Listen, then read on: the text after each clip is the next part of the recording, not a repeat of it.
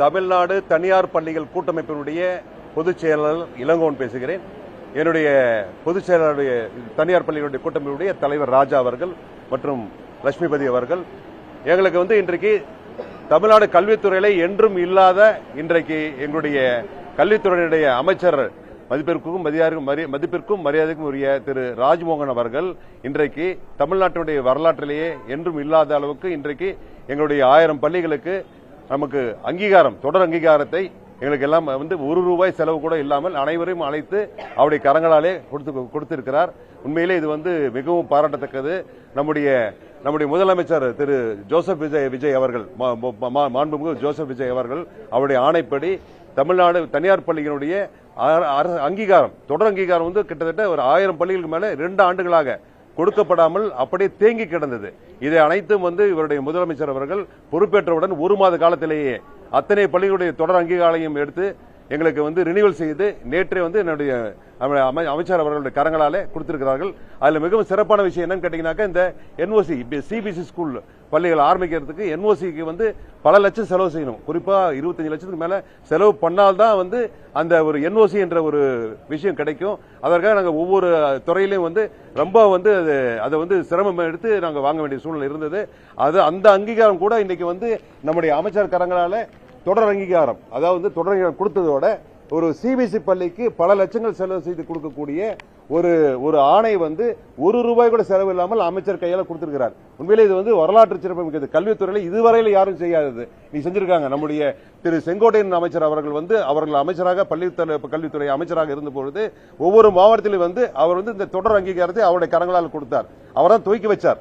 இந்த தொடர் அங்கீகாரத்தை எந்த ஒரு அரசியலையும் போய் நீங்க அணுக வேண்டியதில்லை என்று அவருடைய கரங்களால் கொடுத்து துவங்கி வச்சவர் நம்முடைய பொறுப்பு மிக்க நம்முடைய அமைச்சர் போட்டுதலுக்குரிய திரு செங்கோட்டையன் அவர்கள் அமைச்சர் கல்வித்துறையில் இருந்தப்ப துவங்கி வச்சார். அதை இன்றைக்கு நம்முடைய பள்ளி கல்வித்துறை அமைச்சர் திரு ராஜ்மோகன் அவர்களுடைய கரங்களால அனைத்து 1000 பள்ளிகளுக்கு மேல இந்த பள்ளிகளுடைய ஆணைகள் எல்லாம் அவருடைய கரங்களால் கொடுத்திருக்கிறாரு.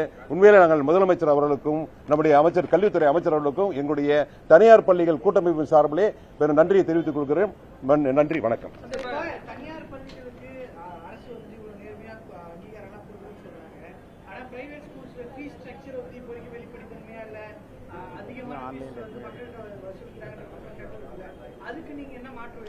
சார், இது ஏற்கனவே ஒவ்வொரு ஸ்கூல்ஸ்க்கும் ஃபீஸ் ஸ்ட்ரக்சர், ஃபீஸ் கமிட்டி கொடுத்த ஃபீஸை ஃபிக்ஸ் பண்ணி தான் நாங்கள் அதில் வச்சிருக்கோம். அதை ஆன்லைன்ல பார்க்கலாம். நீங்க எல்லா ஸ்கூலுக்கும் ஆன்லைன்ல கொடுத்துருக்காங்க, ஆன்லைன்ல பார்க்கலாம். அமைச்சரும் நேற்று ஆணை கொடுத்தவொடனே அவருடைய இது சொன்னது ஒரே ஒரு விஷயம் ரொம்ப மகிழ்ச்சியா இருக்குது. இந்த ஆணைகள்லாம் கொடுக்கும்போது உண்மையிலே உங்களெல்லாம் பார்க்கும்போது மகிழ்ச்சியா இருக்குது. தனியார் பள்ளிகள் நல்ல ஒரு ரிசல்ட்டை கொடுக்குறீங்க, நல்ல மாணாக்கர்களை உருவாக்குறீங்க, அரசோட இணைந்து நீங்கள் செயல்படுகின்ற ஒரு எங்களை பாராட்டினாரு.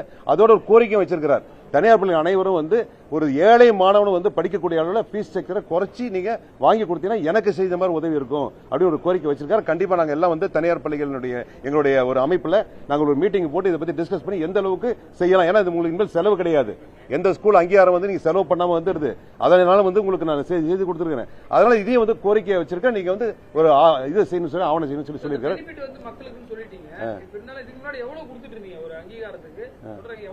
சார், நீங்க சொன்னீங்க பார்ட்டி ஃபண்ட் ஒரு விஷயம் இருக்கும்.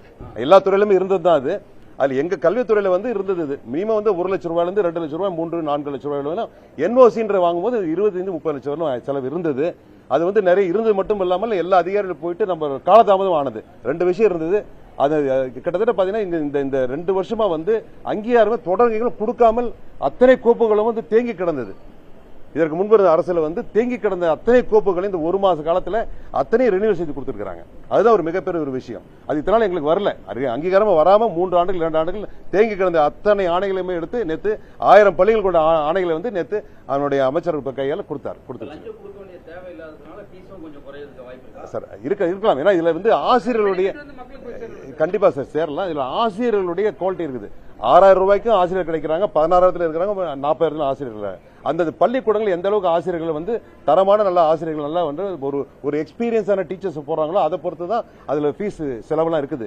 இன்னைக்கு அதெல்லாம் கருத்துல கொண்டு இந்த செலவுல குறைஞ்சிருக்குது. அதையும் நாங்க கருத்துல கொள்ளுவோம். கண்டிப்பா அமைச்சர் சொன்னதை நாங்க செவி சாய்க்கிறோம். கண்டிப்பா பார்க்கலாம். இல்ல இருக்குது இல்லைங்களா? இல்ல அந்த ஒரு விஷயம் இருக்குதுன்னு நீங்க எடுத்துக்கணும். ஏன்னா எல்லா பள்ளியிலும் ஒரே மாதிரி கிடையாது. எல்லா பள்ளியிலும் வந்து ஆசிரியர்கள் வந்து நான் சொன்னேன் இல்லைங்களா, இந்த மாதிரி இந்த விஷயத்துல குறைந்த இதுல வந்து ஊதியத்திலேயே ஆசிரியர் இருக்கிறாங்க. நல்ல வந்து ஒரு எக்ஸ்பீரியன்ஸான டீச்சர் நிறைய வந்து அவங்களுடைய எக்ஸ்பீரியன்ஸ் பீரியட் இருக்கு இல்லைங்களா, அது அதிகமாக அவங்களுடைய ஊதியம் அதிகமாகும். இன்னைக்கு வந்து ஆசிரியர்கள் கிடைக்கிறது மிக அரிதாக இருக்குது. இன்னைக்கெல்லாம் ஸ்கூல் நடத்தணும்னா இன்னைக்கு நல்ல ஒரு டேலண்டான ஆசிரியர், நல்ல ஒரு எக்ஸ்பீரியன்ஸ் டீச்சர்ஸ் கிடைக்கிறது. சப்ஜெக்ட்ல சில பேர் சொல்லக்கூடிய அளவில் இருக்கிற ஆசிரியர்கள் ரொம்ப குறைஞ்சிட்டாங்க.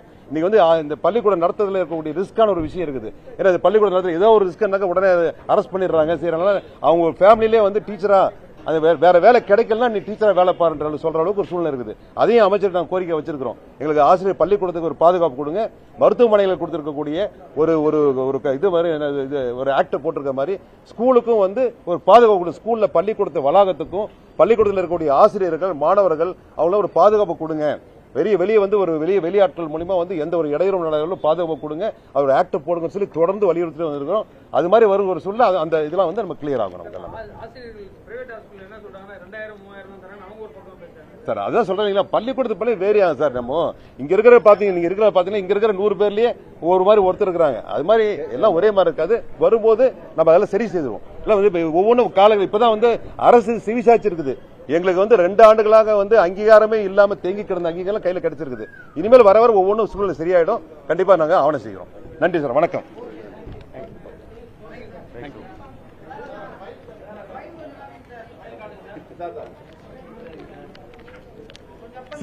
சார் சிபிஎஸ்இ ஸ்கூலுக்கு என்ஓசி என்ற ஒரு விஷயம் வந்து பல லட்சங்கள் செலவு பண்ணி இந்த ஆர்டர் கிடைக்கும்.